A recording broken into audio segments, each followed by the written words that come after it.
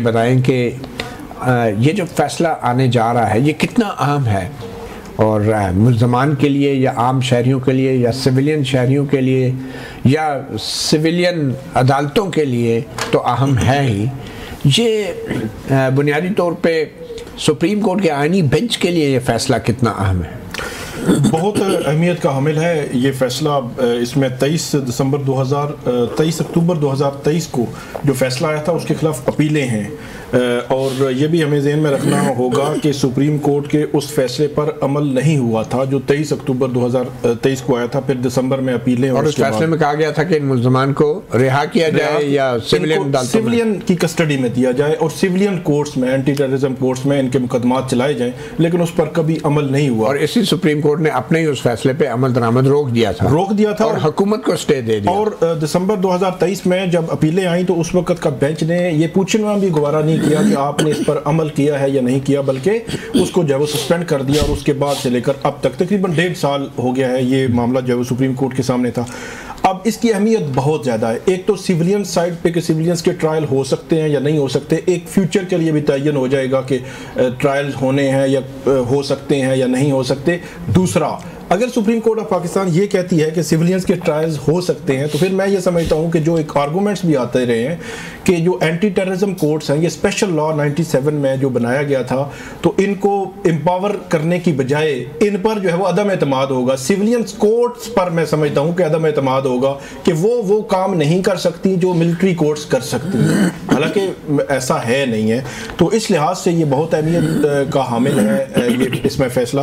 फिर जो 9 मई क्योंकि इसके साथ लिंक है, 104 लोग आए थे, 40 लोग रिहा हो चुके हैं। मेरा ख्याल है उनकी हद तक तो मामला पास्ट एंड क्लोज ट्रांजैक्शन वही होगा, लेकिन 65 अभी भी मिलिट्री से उनको सजाएं हुई और उसके बाद वो अभी जो सिविलियन हैं, जेलें हैं, वहाँ पे हैं, वो कोर्ट ऑफ अपील में है मिलिट्री कोर्ट्स में। अच्छा, ये जो फैसला है अगर तो इसमें सुप्रीम कोर्ट इनकी अपील मंजूर कर लेती है फिर तो उनका कोर्ट ऑफ अपील में ही और वही प्रोसीजर सारा होगा। अगर सुप्रीम कोर्ट कहती है कि ये मिलिट्री कोर्ट्स में दुरुस्त नहीं है, सिविलियंस के ट्रायल्स नहीं हो सकते, तो फिर इन 65 का फेट भी सुप्रीम कोर्ट को बताना होगा कि अब उनका क्या है। मतलब उन 2 साल तो वो सजाएं भी काट चुके हैं और उनको सजाएं हुई भी हैं, कोर्ट ऑफ अपील में मामला चल रहा है, उसका स्टेटस क्या होगा? क्या उनको फौरी रिहा कर दिया जाएगा और सिविलियंस कोर्ट्स में या एंटी टेररिज्म कोर्ट्स में ट्रायल्स के लिए दोबारा भेजा जाएगा या उसको क्लोज कर दिया जाएगा? ये वो सवालात हैं जिन सब के जवाबात सुप्रीम कोर्ट को अपने इस फैसले में देने होंगे। फिर एक और बात कि सुप्रीम कोर्ट अगर फर्ज करे इस पॉइंट पे पहुंचती है कि मिलिट्री कोर्ट्स में सिविलियंस ट्रायल होने चाहिए, तो सबसे अहम सवाल वो फेयरनेस, फेयर ट्रायल, उसमें ड्यू प्रोसेस, फिर उसमें जो अपील का राइट था वो आज तक रिजॉल्व नहीं हुआ। उस वक्त अटॉर्नी जनरल ने सुप्रीम कोर्ट को यकीन दहानी कराई थी कि अपील का राइट होगा इनको और इनको एक्सेस होगी वकला की और सारा जो है वो ड्यू प्रोसेस होगा। लेकिन आज जब वहां पे खड़े थे आसान न्याजी के वालिद, तो वो अटॉर्नी जनरल की तरफ इशारा करके कह रहे थे इन्होंने तो कहा था कि अपील का राइट होगा और ये भी होगा और वो भी होगा। बल्कि एक और बात उन्होंने की, जो ख्वाजा हारिस है, उन्होंने मिलिट्री कोर्ट्स को इस तरह ग्लोरीफाई किया है कि अब मैं समझने लग गया हूं कि सब कोर्टों को छोड़ के मुझे वहां पे चला जाना चाहिए। बिल्कुल डॉक्टर हुमायूं मोहम्मद साहब, आपकी पार्टी है, आपके कारकुन हैं, फौजी अदालतों में ट्रायल हुआ, सजाएं हुई, जेलों में पड़े हैं 2 साल से, और आज अटॉर्नी जनरल ने अपने दलाइल में ये कहा है कि जिस किस्म का 9 मई को वाक़या हुआ उस तरह का रद्द अमल तो भुट्टो की फांसी पे पीपल्स पार्टी ने कभी नहीं दिया था और MRD की मूवमेंट चल रही थी। जनरल ज़िया-उल-हक के दौर में कभी फौजी तनसीबात पे हमले नहीं हुए। तो आप अटॉर्नी जनरल के इस इस्तदलाल के हवाले से क्या कहेंगे? बिस्मिल्लाहिर्रहमानिर्रहीम, इय्याका नअबुदु व इय्याका नस्तईन। देखिए, मैं नहीं समझता कि इस पर मुझे कमेंट करना चाहिए। मतलब आई थिंक वो बेसिकली ये बताना चाह रहे हैं कि वो किस हद तक आगे जा रहे हैं। वो अभी बात हो रही थी कि वो तो शायद वो पीरज़ादा साहब से भी कुछ ज़्यादा ही आगे निकल के जा रहे हैं। खैर एनीवे उसको छोड़ें। 2 पीरज़ादा थे, आप क्लैरिफाई कर दें, शरीफुद्दीन पीरज़ादा या हाफिज़ पीरज़ादा? ठीक है, खैर एनीवे सबको पता है कौन से। यानी देखिए, बात ये हो जाती है जैसे भी बात किया, 18 महीने गुजर गए हैं, 56 अपीलें हुई हैं, 56 सॉरी वो जो हियरिंग्स हुई हैं, ठीक है, आईनी बेंच के सामने। हाँ, आईनी बेंच के सामने। This is called justice delayed is justice denied. कितने लोगों को क्या क्या हुई है। फिर इसमें है क्या, जब हम मिलिट्री कोर्ट्स की बात करते हैं, मिलिट्री कोर्ट्स में जब हम उसको पढ़ते हैं तो उसमें साफ बताया हुआ है कि किन 4 कैटेगरीज को आप मिलिट्री कोर्ट्स में डाल सकते हैं, उसके अलावा आप किसी को डाल नहीं सकते। चलें, ये तो खैर लीगल आर्गुमेंट है ना। फिर वायलेशन ऑफ आर्टिकल 175(3) का भी ये वायलेट करता है। अब अगर at the end of the day अब हमने आ गए हैं कि ये उसकी इंटरप्रिटेशन क्या करेंगे, एक किस्म का ये कॉन्स्टिट्यूशनल कोर्ट है ना। आपके ख्याल में बरी कर देने चाहिए मुल्ज़मान?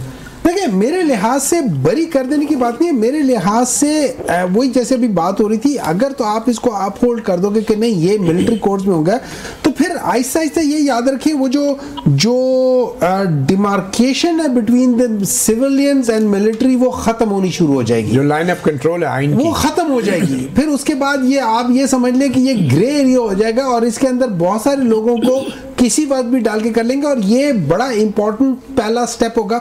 ये बिल्कुल उसी तरीके का पहला स्टेप होगा जैसे वो हुआ था ना, नजरिया जरूरत वाला आ गया था, ये भी एक नजरिया जरूरत आ जाएगा। लेकिन आपके लीडर को और आपकी पार्टी को भी तो बड़ा शौक था ना फौजी अदालतों में सिविलियंस के ट्रायल का, ये तो आपके दौर से ही बहुत ज्यादा काम शुरू हुआ। एक मिनट, वो जो था ना, वो जिन लोगों के ऊपर था, ये याद रखें, जब हम कहते हैं टेररिस्ट की बात कर रहे हैं, आपने टेररिस्ट का मतलब ये हो जाता है कि दे आर नोन टेररिस्ट, उनके ऊपर होता है। नंबर 2, उसके ऊपर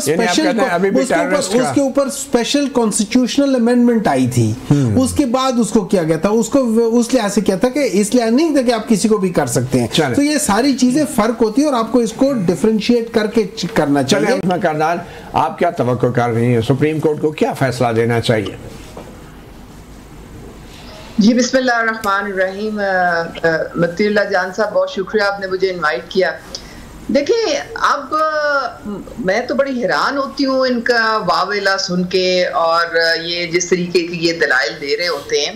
काश के जो इतना इन्होंने एक जमघटा जमा किया हुआ है लॉयर्स का पीटीआई में, वो जरा बानी साहब को अगर अच्छा मशवरा दे देते, अगर के कॉन्स्टिट्यूशन पढ़ लेते, ऑफिशियल सीक्रेट एक्ट को वो पढ़ लेते, तो शायद वो 9 मई से लोगों को दूर रखते।